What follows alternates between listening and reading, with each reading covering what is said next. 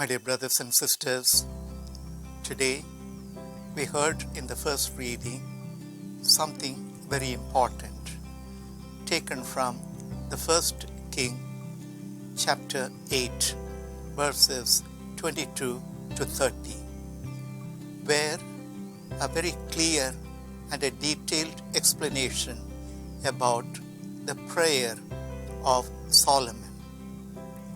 To understand what Solomon prayed, we need to go back to the understanding of the people of Israel, the understanding of the chosen people of God. They believed that Jerusalem is the holy city and Israel is the holy nation. And in Jerusalem, the big temple in Jerusalem was built after many long years by Solomon. God had promised to David that his son would build a temple. Now that the temple was built, Solomon, at the time of dedication, made an earnest prayer. And that prayer, my dear brothers and sisters, contained 10 very important things which are relevant for each and every one of us. Because that temple in Jerusalem had the Ark of the Covenant. And in that Ark of the Covenant was kept the 2 tablets which Moses had received from God at Mount Horeb. And that is why it is very special. And the 10 important things are, the first important thing is that with deep faith and conviction, the chosen people of God believed that God dwelt in that temple. And secondly, because God was dwelling in the temple, many people would go there wanting to meet God, wanting to have an experience with God.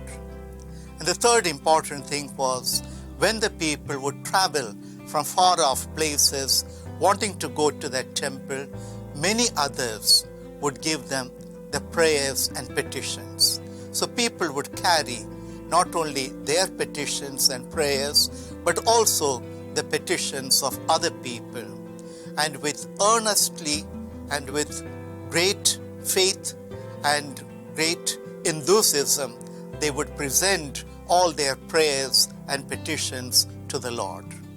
And the next important thing that would happen is the Lord would listen to their prayers. And after having listened to their prayers, the Lord very consciously and very deliberately, according to the needs of each of those people who come with the prayers, the Lord would answer their prayers. And part of answering their prayer was making the people to experience comfort, consolation, peace, relaxation, helping and guiding them to come out of all their negative experiences in life.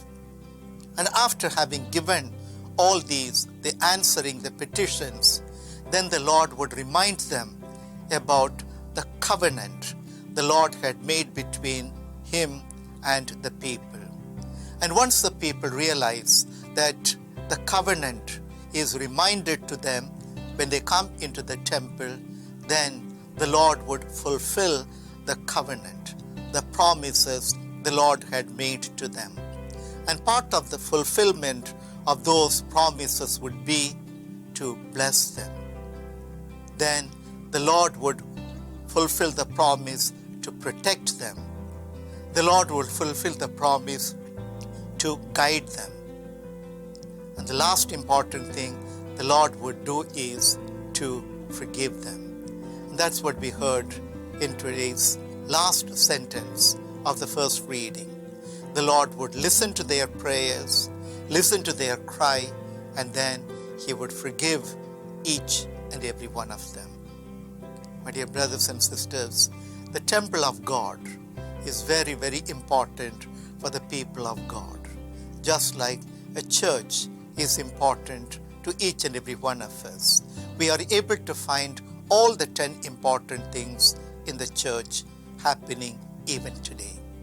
Let us go to meet the Lord in the church, in the temple of God. Amen.